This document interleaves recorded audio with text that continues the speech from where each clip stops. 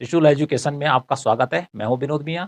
इस टॉपिक के अंदर आज हम डिस्कस करने वाले हैं अल्प विकसित देश किसे कहते हैं और अल्प विकसित देशों की कौन-कौन सी विशेषताएं होती हैं या अल्प विकसित देशों के आर्थिक विकास में कौन-कौन सी बाधाएं आती हैं।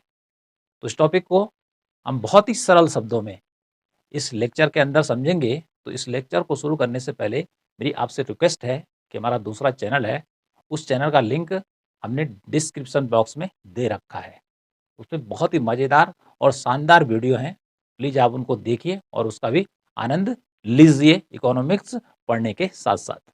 तो अपने टॉपिक की ओर बढ़ते हैं कि जैसे मैं आपको बताया कि अल्प विकसित देश और उसकी विशेषताएँ, या इसी को हम दूसरे रूप में जानेंगे कि अल्प विकसित देशों के आर्थिक विकास में बाधाएं। तो जो अल्प विकसित देशों की विशेषताएं हैं, वही उन देशों के आर्थिक विकास में बाधाएं हैं, रुकावटें हैं, जो उनके विकास को रोकने का काम करती हैं। तो सबसे पहले हम यहाँ पर समझेंगे कि अल्प विकसित देश किसे कहते हैं, अंडर डेवलप्ड कंट्री किसे कहते हैं। तो अल्प मीन्स होता है कम, अर्थात जिन देशों का विकास बहुत कम हुआ है, उन्हें सामान्य भाषा में कहेंगे अल्प विकसित देश, या उन्हें कहेंगे निर्धन देश, या उन्हें कहेंगे पिछड़ी अर्थव्यवस्था वाले देश। अर्थात अनेक नामों से अल्प विकसित देशों को जाना जाता है। तो कुल मिलाकर जो अल्प विकसित देश होते हैं, वह गरीब या निर्धन देश कहलाते हैं, जहां पर की सुविधाएं बहुत कम मात्रा में पाई जाती हैं। ये तो सामान्य भाषा में हुआ। परिभाषा पे नजर डालिए। परिभाषा है कि एक अल्प विकसित देश वह देश कहलाता है कि जहां जनसंख्या वृद्धि की दर ऊंची हो। अर्थात अल्प विकसित देश किसे कहेंगे, परिभाषा क्या कह रही है कि जहां पर जनसंख्या ज़्यादा तेजी से बढ़ती है अन्य देशों की तुलना में।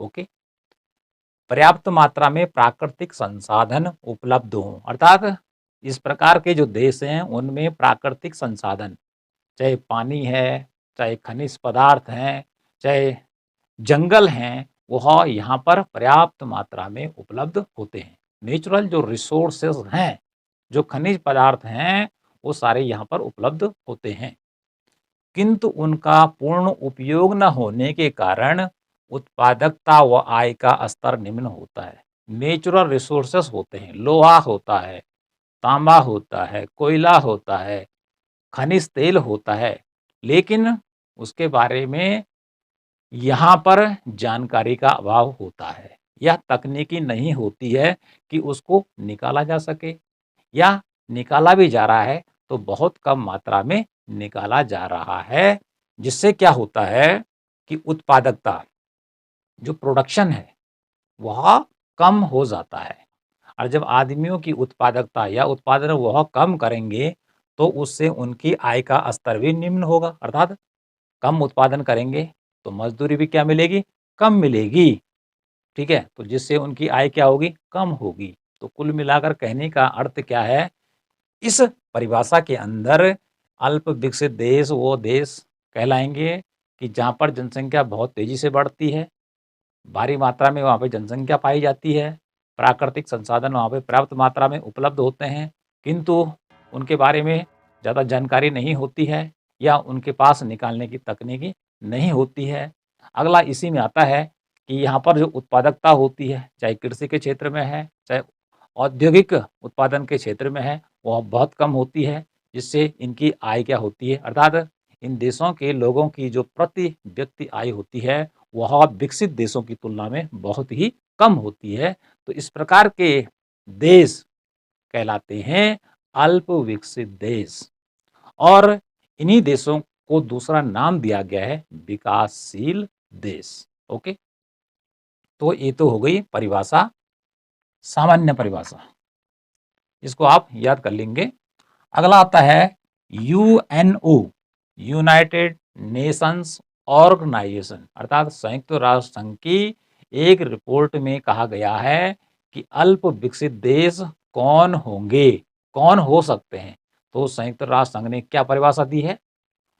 उसने परिभाषा दी है कि अल्प विकसित वह है अर्थात वह देश है जिसकी प्रति व्यक्ति वास्तविक आय अमेरिका, कनाडा, ऑस्ट्रेलिया तथा पश्चिमी यूरोपीय देशों की प्रति व्यक्ति वास्तविक आय की तुलना में कम है।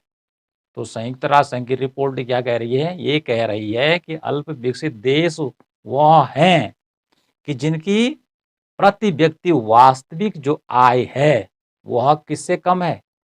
अमेरिका से कम है, कनाडा से कम है, ऑस्ट्रेलिया से कम है और पश्चिमी यूरोपीय देश, पश्चिमी यूरोप के अंदर अनेक देश आते हैं, जैसे ब्रिटेन है, फ्रांस है, जर्मनी है, स्विट्जरलैंड है, फिनलैंड है, नॉर्वे है, लग्जमबर्ग है, ठीक है। इस प्रकार के तमाम कंट्रीज इसमें आते हैं, रसिया है।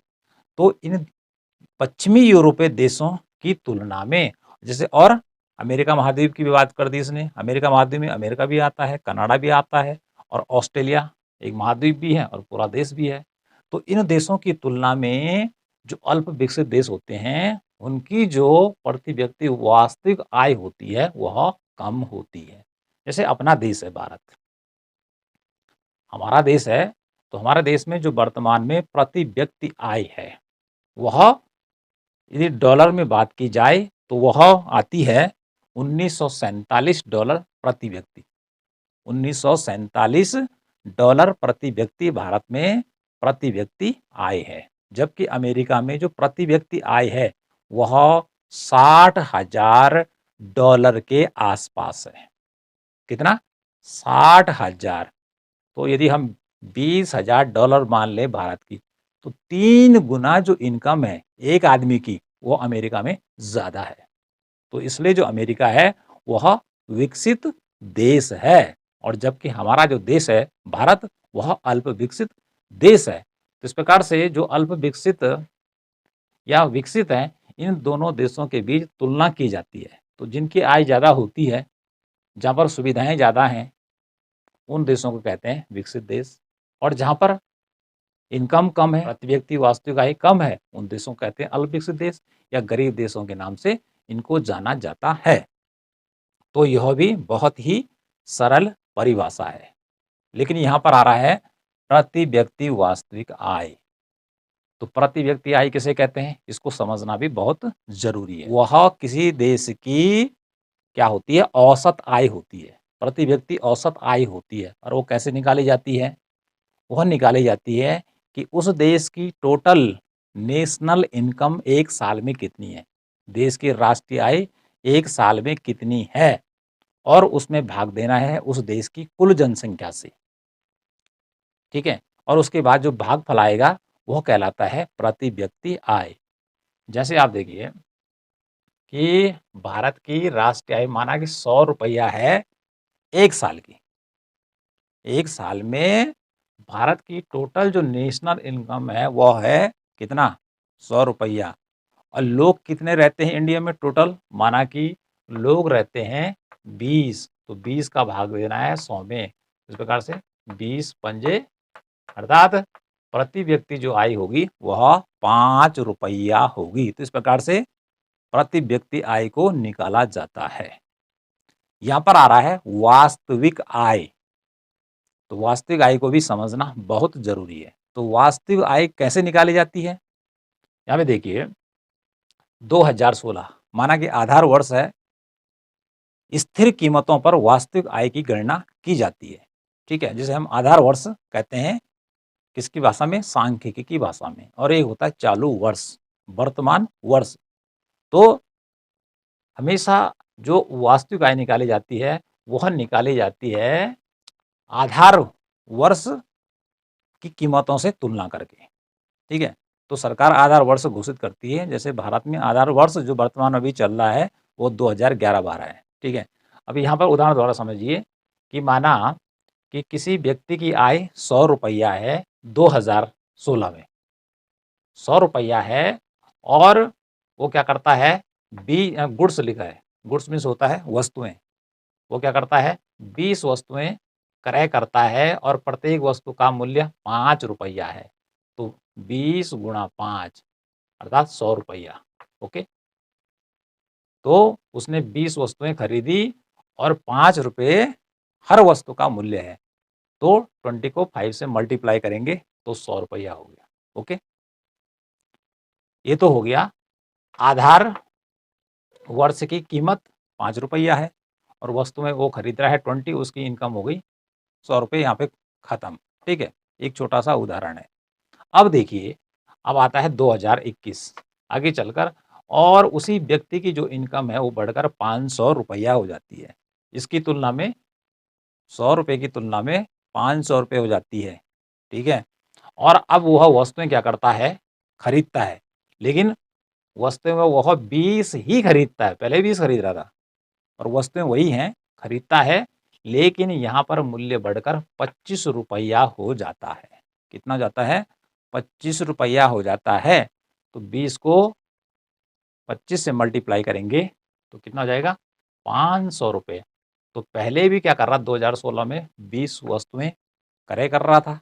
ओके, कितने में, 100 रुपये में। और 21 में वो 20 वस्तुएं क्रय कर रहा है और वो भी 500 रुपये में। तो इसका मीनिंग ये नहीं है उसकी आय बढ़ी है। ठीक है, लग तो रहा है कि 100 की तुलना में 500 रुपया ज़्यादा है, लेकिन यहाँ पर महंगाई बढ़ी है, क्योंकि यहाँ 5 रुपया है तो 5 पंजे 25, 5 गुना महंगाई बढ़ी है। तो उसकी जो रियल इनकम है वह 100 रुपये के बराबर ही है। ठीक है, रियल जो इनकम है या जो वास्तविक आय है वह उसकी 100 रुपया है।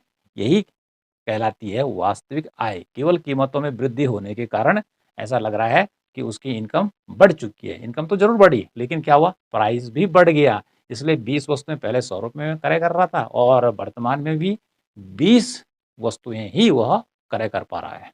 ओके, इस प्रकार से स्थिर कीमतों के आधार पर वास्तविक आय की गणना की जाती है। तो यहाँ पर 2016 100 रुपये ही उसकी रियल इनकम कहलाएगी। अब बात करते हैं कि जो अल्प विकसित देश हैं, कैसे पहचानेंगे उनको, क्या पहचान है उन देशों की कि यह अल्प विकसित देश हैं। क्योंकि दुनिया के अंदर, पृथ्वी पर जो विकसित देश हैं वह कम ही हैं। ठीक है, और ज़्यादातर जो देश हैं वह अल्प विकसित हैं या गरीब हैं। तो कैसे पता चलता है भाई कि ये देश अल्प विकसित हैं? तो इनके कुछ विशेषताएं हैं, जिन विशेषताओं को हम बहुत ही संक्षेप में पहले इन परिभाषाओं के अंदर बता चुके हैं या समझ चुके हैं। लेकिन अब विस्तार से जानेंगे कि अल्प विकसित देश की कौन कौन सी विशेषताएं होती हैं और ये उसकी बाधाएं भी होती हैं। इन्हीं को बाधाएं भी कहते हैं कि जो कि अल्प विकसित देश को विकसित देश होने में बाधाएं या रुकावटें पैदा करती हैं।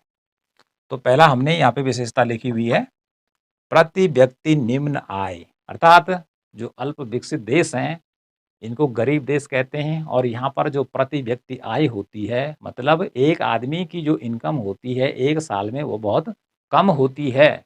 किसकी तुलना में, विकसित देशों की तुलना में। जैसे मैंने पहले बताया कि अमेरिका की तुलना में भारत की प्रति व्यक्ति आय बहुत कम है, कि अमेरिका में एक आदमी के पास ज़्यादा पैसा है और उसकी तुलना में भारत में कम पैसा है। तो इस प्रकार से जो भी अल्प विकसित राष्ट्र हैं उन देशों में प्रति व्यक्ति जो इनकम होती है वो कम होती है, क्योंकि यहाँ पर जो जीडीपी होती है, सकल घरेलू उत्पाद, वह कम होता है।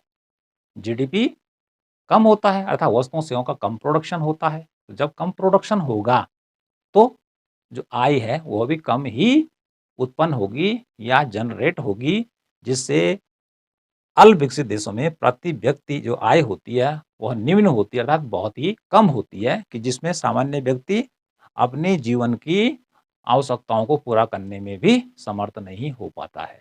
अगला आता है कृषि की प्रधानता। जो अल्प विकसित देश है, यहाँ पर जो अर्थव्यवस्था होती है वो कृषि प्रधान होती है, अर्थात अधिकांश जो लोग होते हैं वह कृषि कार्य करते हैं। क्या करते हैं, कृषि कार्य करते हैं। लेकिन इससे आगे क्या होता है, कृषि कार्य तो करते हैं, लेकिन उनका जो अन्न उत्पादन होता है वो बहुत ही कम होता है। वो अपनी आवश्यकताओं को भी पूरा नहीं कर पाते हैं। इसलिए यहाँ पर जो प्रति व्यक्ति उत्पादकता होती है कृषि पदार्थों की, वह भी बहुत ही कम होती है। हालाँकि जनसंख्या का बहुत बड़ा जो भाग होता है, 70% तक जो लोग होते हैं, वह खेती-बाड़ी में लगे रहते हैं, लेकिन इतना अन्न पैदा नहीं कर पाते हैं कि अपनी आवश्यकता को भी पूरा कर सकें और बचे तो उसको बेच भी सकें। तो पूरी जो इकोनॉमी होती है अल्प विकसित देशों की, वह कृषि पर टिकी होती है, लेकिन कृषि से भी उनका भरण-पोषण नहीं हो पाता है। ठीक है? तो कृषि की जो दशा होती है, वह निम्न होती है, दीनहीन होती है। ओके, अगला चलते हैं। अत्यधिक जनसंख्या, जो विकसित देश हैं उनकी जनसंख्या तो बहुत कम होती है। अमेरिका की जनसंख्या बहुत कम है, कनाडा की बहुत कम है, ऑस्ट्रेलिया की बहुत कम है। यूरोपीय देशों की बात करें तो ब्रिटेन की बहुत कम है, फ्रांस की कम है, रसिया की कम है। और यदि हम अल्प विकसित देशों में चले जाते हैं तो चाइना की जनसंख्या, दुनिया की सबसे अधिक जनसंख्या जो है वो चीन की है। उसके बाद आते हैं भारत पर। तो भारत भी जनसंख्या के मामले में दुनिया में दूसरा सबसे बड़ा देश है। तो अल्प विकसित देशों में जनसंख्या क्या होती है, अत्यधिक होती है। जनसंख्या का यहाँ पर विस्फोट होता है और जनसंख्या अधिक होती है, इसका मीनिंग ये नहीं कि एक ही बार अधिक हो गई, लगातार यह बढ़ती रहती है। जैसे भारत की जनसंख्या क्या हो रही है, लगातार बढ़ती चली जा रही है। और आप जानते हैं कि जब जनसंख्या लगातार बढ़ती चली जाती है तो देश के अंदर जो संसाधन होते हैं जिनसे जनसंख्या का भरण पोषण होना है, वो कम होते चले जाते हैं। ओके, तो जनसंख्या जो है अत्यधिक होना देश के लिए क्या होता है, हानिकारक होता है। तो जो अल्प विकसित देश हैं उनकी जनसंख्या बहुत ज़्यादा होती है विकसित देशों की तुलना में। अगला आता है बेरोजगारी। अल्प विकसित देशों में क्या होता है कि जनसंख्या अत्यधिक होने के कारण यहाँ पर रोजगार के साधन कम होते हैं। रोजगार के साधन कम होने के कारण यहाँ पर बेरोजगारी अधिक पाई जाती है। अर्थात अधिकांश जनसंख्या जो होती है वो बेरोजगार रहती है और बेरोजगारी के कारण उनके पास पैसा नहीं आता है। इस कारण से प्रति व्यक्ति आय का स्तर घट जाता है या कम हो जाता है।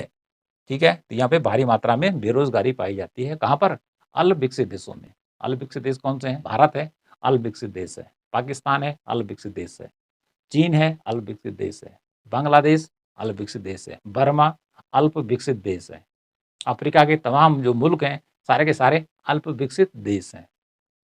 ठीक है, एशिया के भी बहुत सारे देश हैं जिनकी बात मैं कर चुका हूँ। इसके अलावा भी और अल्प विकसित देश हैं, लेकिन आप कुछ देशों के नाम याद कर दीजिए कि अल्प विकसित ये हैं। ठीक है, और कुछ देशों के नाम याद कर दीजिए कि कौन विकसित है।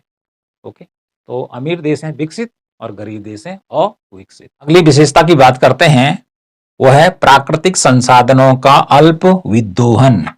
अल्प विकसित देशों में जो नेचुरल रिसोर्सेस हैं वो भरपूर मात्रा में हैं, धरती के अंदर दबे हैं, लेकिन इन देशों को पता नहीं है कि हमारे पास जो प्राकृतिक संसाधन है वो तो अथाह है, लेकिन ये निकालते बहुत कम है, उसका यूज कम हो पाता है क्योंकि इनके पास वह तकनीकी नहीं है जिससे कि यह पता लगा सकें कि कहाँ पर लोहा है, कहाँ पर खनिज तेल है, कहाँ पर सोना है, कहाँ पर चांदी है, कहाँ पर अभ्रक है, कहाँ टंगस्टन है, और जो जल संसाधन है कहाँ डैम बनाया जा सकता है, किस प्रकार से डैम बनाया जाए। इस प्रकार के सारे जो रिसोर्सेज हैं इनके पास हैं, लेकिन उनका यह भरपूर उपयोग नहीं कर पाते हैं। लेकिन जब भरपूर उपयोग नहीं होगा तो देश आगे कहाँ से बढ़ेगा। यदि नेचुरल रिसोर्सेज 100% है और आप केवल 2% यूज कर रहे हैं तो इसका मतलब ये हो गया कि आप बहुत ही कम यूज कर रहे हैं, तो आप विकास नहीं कर सकते हैं। लेकिन अब आप 2 की जगह यदि 10 पे चले जाएंगे, 15 पे चले जाएंगे, तो निश्चित ही आपका जो निकालने का सोर्स है रिसोर्सेस का, खनिज संसाधनों का, वो बढ़ जाएगा, तो उसकी विश्व बाजार में डिमांड होगी, वो बिकेगा, फिर आपके पास पैसा आएगा। ओके, तो इस प्रकार से प्राकृतिक संसाधन तो इन देशों में बहुत ज्यादा होते हैं लेकिन अल्प मात्रा में निकाले जाते हैं। जैसे कि भारत में प्राकृतिक संसाधन बहुत ज्यादा है। प्राकृतिक संसाधनों की दृष्टि से भारत अमीर देश कहलाता है, किंतु यहाँ के लोग निर्धन कहलाते हैं। ओके। अगला आता है पूंजी निर्माण का निम्न स्तर। जो अल्पविकसित देश होते हैं यहां पर पूंजी निर्माण की जो दर होती है वो कम होती है। कम क्यों होती है? क्योंकि लोगों की आय कम होती है, इनकम कम होती है, पैसा कम कमाते हैं। तो जब पैसा कम कमाते हैं तो निवेश, जो पैसा लगाया जाता है फैक्ट्री को बनाने में या किसी प्लांट को लगाने में, खेत खलिहान को बनाने में, वह कम पैसा क्या होता है, विनियोग किया जाता है। क्योंकि आय कम होती है, आय कम होने के कारण बचत कम होती है, बचत कम होने के कारण विनियोग कम होता है, अर्थात पैसा कम लगाया जाता है। लोगों के पास इतना पैसा नहीं होता है कि तमाम प्रकार की फैक्ट्रियां लगा सके। तो जब वह तमाम प्रकार की फैक्ट्रियां नहीं लगा पाएंगे या अन्य उपकरणों की फैक्ट्रियां नहीं लगा पाएंगे तो पूंजी का निर्माण कम होगा। पूंजी निर्माण की दर क्या होगी, कम होगी। कम फैक्ट्रियां लगेंगी, कम रोड बनेंगी, कम बैंकों की स्थापना होगी, बीमा, बैंकिंग, परिवहन, दूर संचार, इन क्षेत्रों का कम ही विकास होगा, जिसे कहते हैं पूंजी निर्माण की निम्न दर। अर्थात दर क्या होती है, रेट क्या होता है, बहुत ही कम होता है। नेक्स्ट है आर्थिक विषमताएं। जो अल्पविकसित देश हैं यहां पर आर्थिक विषमताएं पाई जाती हैं। कम लोग जो होते हैं वो अमीर होते हैं, इनके पास बहुत ज्यादा पैसा होता है। जैसे भारत में है, भारत तो एक गरीब देश कहलाता है, लेकिन यहाँ पर दुनिया के सबसे ज्यादा अरबपति लोग भारत में ही रहते हैं, सबसे ज्यादा करोड़पति भारत में ही रहते हैं, लेकिन सबसे ज्यादा गरीब लोग भी भारत में ही रहते हैं, जो कि झुग्गी झोपड़े में रहते हैं, ये फुटपाथ पर सोने का काम करते हैं। तो आर्थिक विषमता का अर्थ हो गया कि गरीबी और अमीरी का अंतर बहुत ज्यादा है। ठीक है, अमीर अमीर होता चला जा रहा है और गरीब गरीब होता चला जा रहा है। तो इस प्रकार से अल्प विकसित देशों में इस प्रकार की आर्थिक विषमताएं पाई जाती हैं। चंद लोग अमीर होते हैं जबकि जनसंख्या का बहुत बड़ा भाग क्या होता है, गरीब होता है। अगला आता है प्रतिकूल भुगतान संतुलन। जो अल्प विकसित देश हैं इनका जो भुगतान संतुलन होता है वो प्रतिकूल होता, उल्टा होता है अपने देश के लिए। क्योंकि जो अल्प विकसित देश हैं ये कच्चे माल का ही क्या करते हैं, विदेशों को निर्यात करते हैं, तैयार माल का नहीं, फिनिश गुड्स का ये कम ही क्या करते हैं, एक्सपोर्ट करते हैं। और जो तैयार माल है जिसकी कीमत ज़्यादा होती है उसको विदेशों से आयात करते हैं। तो जो कच्चा माल है, अधिकांश जो माल होता है वो कृषि पदार्थों का होता है, उसकी जो वैल्यू होती है, मूल्य होता है, वो कम होता है। इस प्रकार से ये जो क्या करते हैं, जो बेचने का काम करते हैं, विदेशों को निर्यात करते हैं, उससे मिलता है कम पैसा। लेकिन विदेशों से जो ये माल मंगाते हैं, तैयार माल, वो होता है महंगा। तो इस प्रकार से निर्यात की राशि होती है इनकी कम, ठीक है, और आयात की राशि का जो भुगतान हो जाता है वो ज़्यादा हो जाता है। तो इस प्रकार से जब क्या होगा, निर्यात की राशि कम होगी, ठीक है, और आयात की राशि ज़्यादा होगी, तो ऐसी स्थिति में भुगतान जो संतुलन हो जाता है वो प्रतिकूल हो जाता है और देश पर विदेशों का कर्जा बढ़ता चला जाता है। तो इस प्रकार से प्रतिकूल भुगतान संतुलन अल्प विकसित देशों की बहुत बड़ी विशेषता है। ओके, अगला आता है द्वैत अर्थव्यवस्था। द्वैत मीन्स होता है ड्यूल इकोनॉमी। यहाँ पर दो प्रकार की अर्थव्यवस्थाएं काम करते हैं। द्वैत मीन्स होता है दो अर्थव्यवस्थाएं। एक देश के अंदर दो प्रकार की अर्थव्यवस्थाएं काम करती हैं। अभी कैसे करती हैं कि जैसे भारत की बात करते हैं तो एक है शहरी भारत, कि जहाँ पर लोग क्या करते हैं, शहरों में रहते हैं। 30% के आसपास लोग ही भारत में शहरों में रहते हैं और 70% लोग कहाँ रहते हैं, गाँव में रहते हैं। तो शहरों की जो सुविधाएं हैं वो क्या है, ज़्यादा हैं। वहाँ पर जो लोग हैं ऐशो आराम से ज़िंदगी जीते हैं, उनकी इनकम भी ज़्यादा है। और जो ग्रामीण क्षेत्र के लोग हैं वो कठिन परिश्रम करते हैं, ठीक है, और ज़िंदगी जो है बड़ी मुश्किलों से गुजारने का काम करते हैं। तो इस प्रकार के दो प्रकार की अर्थव्यवस्था हमारे देश में हो गई। एक तो हो गया शहरी भारत और एक हो गया ग्रामीण भारत। ओके, तो इस प्रकार की दो दो चीज़ें यहाँ पर देखने को मिलती हैं कि शहरी जो वातावरण होता है वो अलग होता है एक ही देश के अंदर, और ग्रामीण जो वातावरण होता है वो अलग होता है। शहर विकसित होता है और गांव क्या होता है, अविकसित होता है। दिल्ली के किसी सुपर बाजार की तुलना उत्तराखंड के धारचूला क्षेत्र से कर दें तो धारचूला क्या है, एक पिछड़ा क्षेत्र है। और दिल्ली के हम किसी स्मार्ट बाजार की बात कर रहे हैं या बिग मार्केट की बात कर रहे हैं तो वो क्या है, विकसित होगा। तो इस प्रकार से एक ही देश के अंदर दो प्रकार की अर्थव्यवस्थाएं क्या करती है, काम करती हैं। तो क्या होता है कि शहर के लोग अमीर होते चले जाते हैं और गांव के लोग क्या हो जाते हैं, गरीब होते चले जाते हैं, जो कि विकास में बाधा होती है, क्योंकि विकास तो सबको करना है, चाहे गाँव में रह रहा है, चाहे शहर में रहने का काम कर रहा है। तकनीकी ज्ञान की कमी है। जो अल्प विकसित देश हैं, यहाँ पर तकनीकी ज्ञान की कमी है। अर्थात यहाँ पे वह टेक्नोलॉजी नहीं है कि जो विकसित देशों के पास है, क्योंकि यहाँ पर नए-नए आविष्कार नहीं हो पाते हैं। नई-नई जो खोजें होती हैं, यहाँ पर नहीं होती हैं। सारी की सारी जो खोजें हो रही हैं, वो कहाँ हो रही है? अमेरिका में हो रही हैं, ब्रिटेन में हो रही है, फ्रांस में हो रही हैं, जर्मनी में हो रही हैं, रसिया में हो रही हैं, जापान में हो रही हैं। ठीक है? तो इस प्रकार से जो अल्प विकसित देश हैं, यहाँ पर तकनीकी ज्ञान की कमी होती है, आविष्कार नहीं हो पाते हैं, ठीक है? और जब ये नया आविष्कार नहीं कर पाते हैं, तो इन्हें विदेशी टेक्नोलॉजी पर निर्भर रहना पड़ता है, वहाँ से उसको खरीदना पड़ता है, ठीक है? जो क्या पड़ता है, बहुत महँगा पड़ता है। और यदि अपने देश में ही ये तकनीकी यदि जन्म ले ले, आविष्कार हो जाए, तो फिर देश क्या हो जाएगा? बल्ले-बल्ले हो जाएगा। ठीक है? देश आगे की ओर तरक्की करेगा, उस पर जो पैसा वह बाहर भेज रहा था या बाहर के देशों से खरीद कर ला रहा था, वो पैसा बच जाएगा। तो तकनीकी ज्ञान अल्प विकसित देशों के पास कम ही होता है और वह पूरा का पूरा जो निर्भर करते हैं, वह विकसित देशों पर निर्भर करते हैं। नेक्स्ट देखिए, निम्न औद्योगिक विकास, अर्थात जो अल्प विकसित देश हैं, यहाँ पर उद्योग धंधे जो होते हैं, वो कम होते हैं। फैक्ट्रियाँ कम होती हैं, ठीक है? सर्विस सेक्टर कम होता है। तो इस प्रकार से उद्योग धंधों की यहाँ पर कमी होती है। जबकि विकसित जो देश हैं, वहाँ पर उद्योग धंधों की भरमार होती है। आज भी आप देखें तो भारत जितने भी यात्री विमान हैं, जो बोइंग कंपनी के हैं, ठीक है? जो यात्री विमान हैं बड़े-बड़े, वो सारे के सारे अमेरिका से क्रय करता है। कहाँ से करता है? अमेरिका से। जितने भी फाइटर प्लेन हैं भारत में अभी तक, वो सब विदेशों से आ रहे हैं। ओके? तो इस प्रकार से हमारा जो पैसा है, वो सब कहाँ जा रहा है? बाहर जा रहा है। तो इस प्रकार से औद्योगिक अर्थात जहाज की फैक्ट्री होती, तो सारा का सारा जो हमारा आयात होता है, वो विदेशों से होता है। ऐसा ही अन्य देशों का भी होता है। नेक्स्ट चलते हैं, सामाजिक दोष।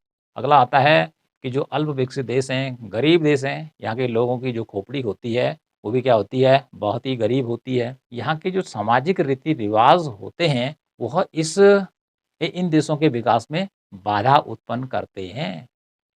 रीति-रिवाज़ कैसे हैं? कि जैसे किसी भूत लग गया, किसी पिशाच लग गया, डॉक्टर के पास नहीं ले जाएँगे, घर में ही क्या करेंगे? कोई बकरी मारेगा, कोई मुर्गा मारेगा, ठीक है? अंत में कुछ नहीं होगा, व्यक्ति ऊपर चला जाएगा। ठीक है? बहुत सारे धार्मिक रीति-रिवाज़ हैं, ठीक है? व्यक्ति जन्म ले रहा है, अब किसी का पैसा नहीं है, लेकिन नामकरण संस्कार कराएगा, गाँव के लोगों को बुलाएगा, पैसा खर्च करेगा, ठीक है? दूसरे से उधार लेना पड़ेगा उसको, ठीक है? यदि घर में कोई मर जाता है, तो उसके श्राद्ध पे भी पैसा खर्च करना पड़ेगा, ठीक है? इसी प्रकार से तमाम त्योहार आते रहते हैं, ठीक है? और व्यक्ति ना चाहते हुए वो उस पे पैसा खर्च करता है। तो इस प्रकार से उसका खर्च होता रहता है, जबकि उसकी कमाई क्या होती है? चवन्नी और खर्चा होता है रुपया। तो सामाजिक दोष बहुत होते हैं अल्प विकसित देशों में, ठीक है? अंधविश्वासों का बोलबाला होता है। अंधविश्वासों के ऊपर लोगों का बहुत विश्वास होता है। नई तकनीकी को अपनाने में वो हिचकिचाहट करते हैं। नए सामाजिक परिवर्तनों को वह स्वीकार नहीं कर पाते हैं। यदि समाज में कोई परिवर्तन हो रहा नया, ठीक है? तो वो पुराने का उदाहरण देते हैं, समाज को बदलने नहीं देते हैं। यदि किसी ने कह दिया कि यह काम देवता नहीं कर सकता है, नहीं, वो मानने के लिए तैयार नहीं होंगे। यदि ये कह दिया कि इस पर भूत नहीं लगा है, वो बोलेंगे ना, ना, इस पे तो लगा ही लगा है। इसका ट्रीटमेंट हॉस्पिटल में नहीं होगा, इसका जो ट्रीटमेंट होगा, यह ओझा करेगा या पुजारी करेगा, ठीक है? तो फालतू का जो पैसा है, यहाँ खर्च होता रहता है, ठीक है? बकरियों को मारने पर, मुर्गों को मारने पर, ये लोगों को खिलाने पर, ठीक है? तो ये व्यक्ति विकास कहाँ से करेगा? तो बहुत सारे सामाजिक दोष यहाँ पर देखने को मिलते हैं अल्प विकसित देशों में, ठीक है? और जो विकसित देश हैं, वहाँ पर तो एकदम से समाज एकदम खुला है। अंधविश्वास वहाँ पे नाम मात्र के ही होते हैं या वो मानते ही नहीं हैं। लेकिन गरीब देशों की सबसे बड़ी विशेषताओं में आता है कि यहाँ पर इस प्रकार के अंधविश्वासों का बोलबाला होता है और समाज इसको मानता है, उनको समझाने का प्रयास भी करता है, तो वो समझते नहीं हैं। धार्मिक दोष अगला आता है यहाँ पे धर्म की प्रधानता होती है, जिसमें क्या होता है कि व्यक्ति भाग्य पर ज़्यादा विश्वास करता है, हाथ की लकीरों को दिखाने पर ज़्यादा विश्वास करता है। पंडित के पास जाएगा, ज्योतिषी के पास जाएगा, देखना मेरा भाग्य कैसा है, जन्म पत्री लेकर जाएगा, ठीक है? कि मेरा भाग्य क्या होगा? काम नहीं करेगा, हाथ की लकीरें दिखाने चला जाएगा। तो दूसरा भी जिसके पास जाएगा, वो बड़ा तेज होता है, उसने कहा तेरे भाग्य में तो बहुत अच्छा लिखा हुआ है, 2 साल बाद तू बहुत तरक्की करने वाला है। उसको पता है कि ये हाथ दिखाने का बेटा पैसा पड़ना है। यदि मैं ये बोलता हूँ कि तेरे भाग्य में कुछ नहीं लिखा है, पंडित बोलता है नहीं लिखा है, पंडित को पैसा नहीं मिलेगा। ये जो ओझा है या बोझा है, उसको पैसा नहीं मिलेगा, इसलिए वो अच्छा ही बताएगा कि बेटा तेरा 2 साल में, 3 साल में या 6 महीने बाद बहुत अच्छा होने वाला है। बोलने में क्या दिक्कत है? साथ में वो तुम्हारे पास आ रखा है और पैसा भी दे रहा है। वाह, वाह! तो इस प्रकार से धार्मिक दोष है यहाँ पर, ठीक है? व्यक्ति भाग्य पर विश्वास करता है, कर्म पे कार्य करने पर विश्वास नहीं करता है। अगला यहाँ पर आता है कि जो कुछ मेरे भाग्य में लिखा रहेगा, वो तो मेरे पास आएगा ही, चाहे मैं कुछ ना करूँ। तो ऐसा होता है क्या कि मैं कुछ ना करूँ अर्थात मैं पढ़ूँगा ही नहीं, ठीक है? और एकदम से 99% मार्क्स के साथ पास हो जाऊँगा, कॉम्पिटिशन में जाके पीसीएस के ठीक है, एसडीएम बन जाऊँगा या आईएएस बन जाऊँगा, आईपीएस बन जाऊँगा या टीचर बन जाऊँगा या उससे नीचे कुछ बन जाऊँगा, तो यह क्या है? असंभव है। भाग्य के भरोसे कुछ नहीं होने वाला है। काम करने से भाग्य बदलता है, लेकिन अल्प विकसित देशों में यह दोष रहता है, धार्मिक दोष। धर्म पर ज़्यादा लोगों का विश्वास रहता है। अगला आता है राजनीतिक चेतना की कमी व अस्थिर सरकार। अर्थात जो अल्प विकसित देश हैं, चाहे अफ्रीका के मुल्क हैं, चाहे वह हमारे एशिया के मुल्क हैं, ये अधिकांश टाइम तक ब्रिटेन के गुलाम रहे हैं, अंग्रेजों के गुलाम रहे हैं और वही गुलामगिरी आज भी इन देशों के लोगों के ऊपर हावी है। ओके, हावी है। और वह देश जब यहाँ आए थे, तो वह यहाँ के जितने संसाधन थे, उस समय उन्होंने इसका भरपूर उपयोग किया, अपने देश ले गए और वो बन गए अमीर, ठीक है? और हमारे देश को इन्होंने क्या कर दिया? खोखला कर दिया। कहा जाता है कि प्राचीन काल में भारत सोने की चिड़िया थी। तो सोने की चिड़िया कहने का अर्थ था कि बहुत कुछ देश में रहा होगा, लेकिन जितने भी विदेशी लुटेरे आए, वो अपने साथ उसको ले गए। ओके, इसी में आता है कि जो अल्प विकसित देश हैं, यहाँ के लोगों को अपने अधिकारों के बारे में ज़्यादा जानकारी नहीं होती है कि हमारे क्या अधिकार हैं, ठीक है? उन अधिकारों के बारे में इन लोगों को पता नहीं होता है, जिससे ये विकास नहीं कर पाते हैं। अगला आता है अस्थिर सरकारें, क्योंकि जो अल्प विकसित देश हैं, यहाँ पे सरकारें आती और जाती रहती हैं। 5 साल का कार्यकाल होता है, जबकि 5 साल में 2-3 सरकारें क्या होती हैं? बदल जाती हैं। कभी गठबंधन बन जाता है, कभी गठबंधन टूट जाता है। भ्रष्टाचार का यहाँ पे बोलबाला होता है। हर काम को करने के लिए पैसे देने पड़ते हैं, प्रशासन भ्रष्ट होता है। तो इस प्रकार से जहाँ पर सरकारें गिरती रहती हैं, फिर चुनाव होता है, तो इससे जो खर्चा होता है, वह देश का बहुत ज़्यादा बढ़ जाता है। तो जिससे ये फालतू का खर्चा होता है और जो विकास की जगह देश को विनाश की ओर ले जाने का काम करता है। तो इस प्रकार से राजनीतिक अधिकारों के बारे में लोगों को जानकारी नहीं होती है, सरकारें अस्थिर होती हैं, आती रहती हैं, गिरती रहती हैं, बार-बार चुनाव होते रहते हैं, राजनीतिक भ्रष्टाचार रहता है, बड़े-बड़े घोटाले हो जाते हैं, जिससे जनता को फ़ायदा होना था, ठीक है? उससे जनता को नुकसान हो जाता है। अगली बात करते हैं शिक्षा का निम्न स्तर, क्योंकि एजुकेशन जो है वह वर्तमान का ब्रह्मास्त्र है। क्योंकि प्राचीन काल में जब देवताओं और राक्षसों के बीच युद्ध हुआ करता था, तो देवताओं का जब कोई भी अस्त्र काम नहीं करता था, तो अंत में जो सबसे पावरफुल हथियार होता था, वो होता था ब्रह्मास्त्र। तो ब्रह्मास्त्र फेंक दिया जाता था, तो राक्षसों का विनाश हो जाता था। तो इस प्रकार से जो शिक्षा है, वह वर्तमान में ब्रह्मास्त्र जिसके बल पे व्यक्ति सब कुछ बन सकता है, ठीक है? आईएएस बन सकता है, आईपीएस बन सकता है, पीसीएस में एसडीएम बन सकता है, ठीक है? वैज्ञानिक बन सकता है, साइंटिस्ट बन सकता है, इंजीनियर बन सकता है, अर्थात जहाँ-जहाँ भी उसको बनना है, वो शिक्षा के बल पर ही बन सकता है। तो जो अल्प विकसित देश हैं, यहाँ पर शिक्षा का जो स्तर होता है, पढ़े-लिखे लोगों की संख्या क्या होती है? कम होती है। अधिकांश लोग निरक्षर होते हैं, अनपढ़ होते हैं और अनपढ़ जो आदमी होता है, वो सबसे ज़्यादा अंधविश्वासी होता है। उसको जैसे पढ़ा दिया जाए, ठीक है? या उसके दिमाग में जैसे चिप में सेव कर दिया जाए जो डेटा, बस उतना ही बोलता है। तो इस प्रकार से जो अल्प विकसित देश हैं, यहाँ पर अधिकांश जो जनसंख्या होती है, वह अनपढ़ होती है। अभी हम भारत की बात करें, तो जो पिछला सेंसस था 2011 का, तो भारत में उस समय जो पॉपुलेशन थी पढ़ी-लिखी, वो भी 73 और 74% के आसपास थी। तो इसका मतलब बाकी लोग अनपढ़ थे।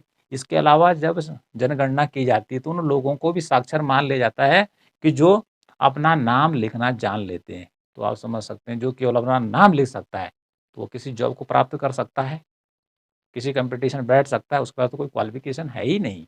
मान लिया कि तू साक्षर है। तो इस प्रकार से देखिए कि ये तमाम सारी जो विशेषताएँ हैं, ये हैं अल्प विकसित देशों की। और ये विशेषताएँ ही क्या होती हैं, अल्प विकसित देशों के आर्थिक विकास में बाधाएँ होती हैं, जो देश को आगे बढ़ने से रोकती हैं।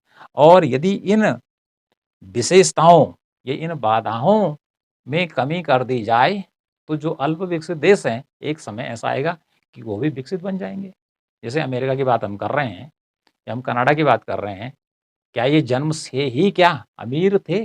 अरे ये भी तो अल्प विकसित अवस्था से गुज़रे हैं। अमेरिका तो पहले वीरान था, बाद में तो वहाँ ब्रिटेन से जाके यूरोप के देशों से जाकर लोग बसे, तब जाके वहाँ के लोगों ने परिश्रम किया और फिर वो जाके क्या बने? अमीर बन गए। ओके, तो ये सारी विशेषताएँ आपने याद करनी है।